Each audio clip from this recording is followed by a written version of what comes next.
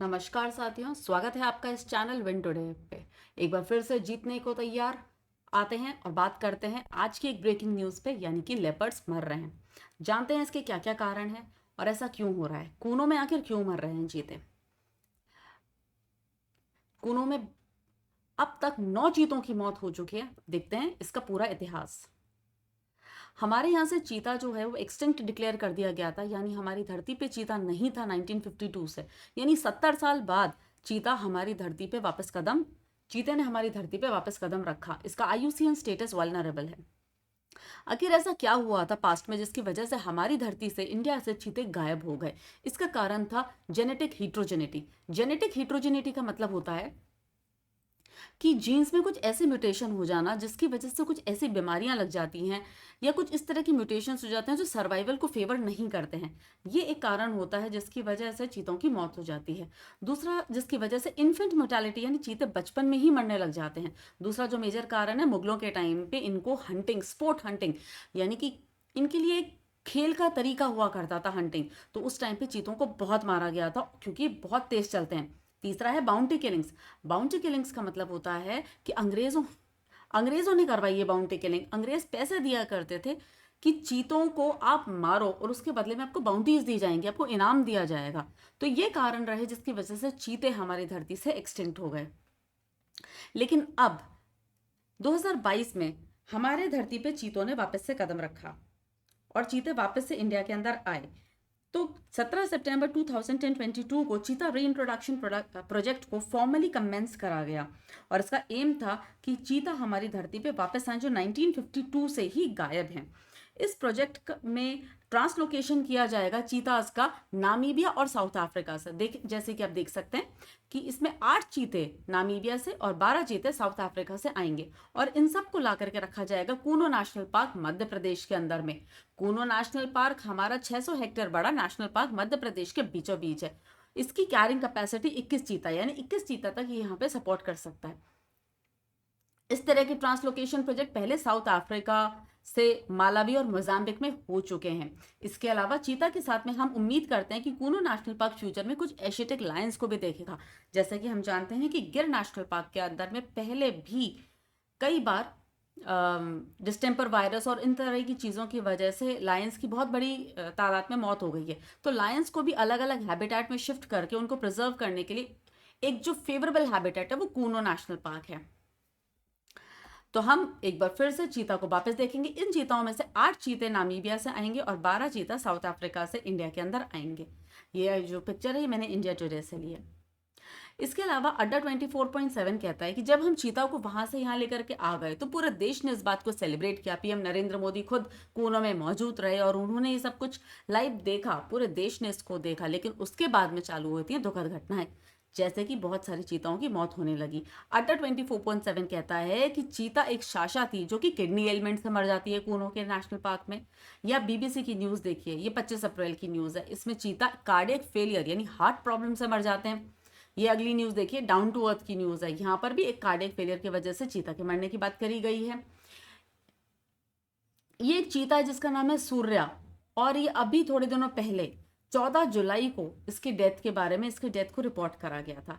और फिर एक नौवा चीता मरता है जिसका नाम है धात्री। ये एक फीमेल चीता थी और इसकी भी डेथ होती है जिसका पोस्टमार्टम अभी करा जा रहा है। Officials are conducting postmortem to ascertain the case of death. India Today ये भी कहता है कि ये जो 20 चीते हमने इंपोर्ट करे हैं साउथ अफ्रीका और नामीबिया से, इसका नाम है प्रोजेक्ट चीता। और ये जो चीता मरे हैं इनकी डेथ के जो कॉजेज हैं वो इंट्रीब्यूट करेगा इंट्रा स्पीशीज फाइट, कि वहाँ पे जो स्पीशीज रह रही है वो आपस में लड़ती हैं, कुछ बीमारियां हैं, कुछ एक्सीडेंट्स हैं।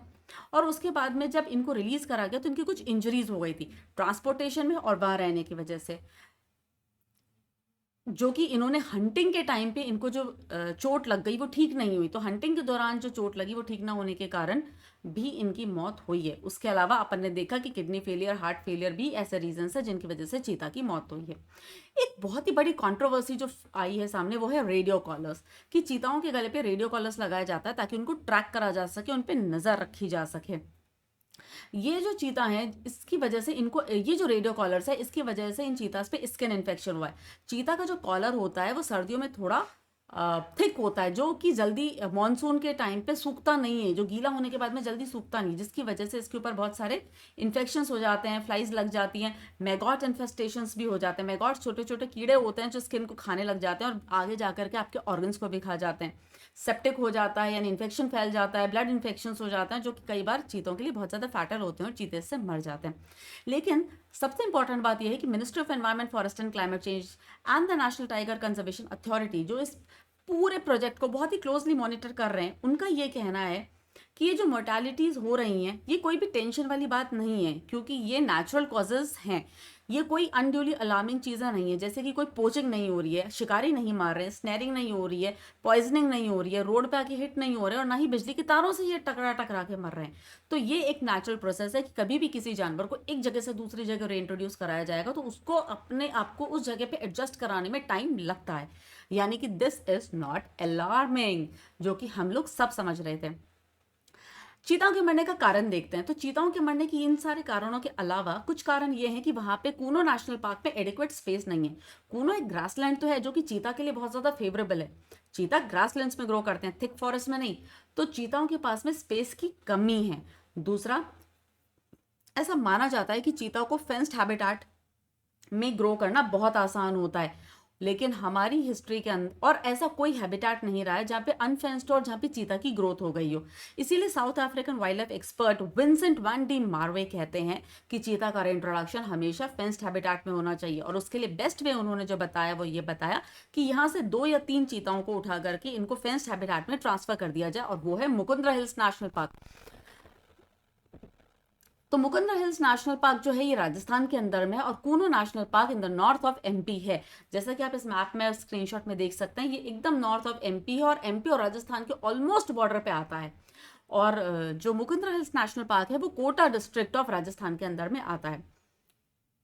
कूनो नेशनल पार्क के बारे में थोड़ा सा जानते हैं कि कूनो नेशनल पार्क एक वाइल्ड लाइफ सैंक्चुरी भी है, ये एक टाइगर रिजर्व भी है, और अब इसी को ही टारगेट करा गया है फॉर लायंस का रीइंट्रोडक्शन फ्रॉम गिर और लेपर्ड्स का introduction from south Africa and Namibia. इसके अंदर एक कूनो नाम की नदी बहती है जिसके ऊपर इसका नाम कूनो नेशनल पार्क पड़ा है। इसका बहुत ही अच्छा इकोलॉजिकल और स्ट्रेटेजिक लोकेशन है, डाइवर्स हैबिटेट्स हैं यहाँ पर, और बहुत क्रूशल कॉरिडोर है ये वाइल्ड लाइफ मूवमेंट के लिए। यहाँ पे एक्सचेंज ऑफ जेनेटिक मटेरियल कोई अलाउ करता है, इसीलिए long term survival of species हो सकता है। अगर हम मुकुंदरा हिल्स नेशनल पार्क के बारे में बात करें तो मैंने कहा ये इंडिया के अंदर में है, इसे 2004 में स्टैब्लिश करा गया था। इसके अंदर 3 वाइल्ड लाइफ सैंक्चुरीज इंक्लूडेड हैं, एक तो दर्रा है, एक नेशनल चंबल सैंक्चुरी है, और तीसरा है Jawahar Sagar wild life sanctuary. ये यहाँ पे ड्राई डिसीडियस फॉरेस्ट पाए जाते हैं। ये पहले के ज़माने में कोटा के जो महाराजा हुआ करते थे उनका हंटिंग ग्राउंड हुआ करता था, और जैसा कि मैंने आपको बताया यहाँ पे एशियाटिक लाइन का रीइंट्रोडक्शन प्रोजेक्ट भी चल रहा है।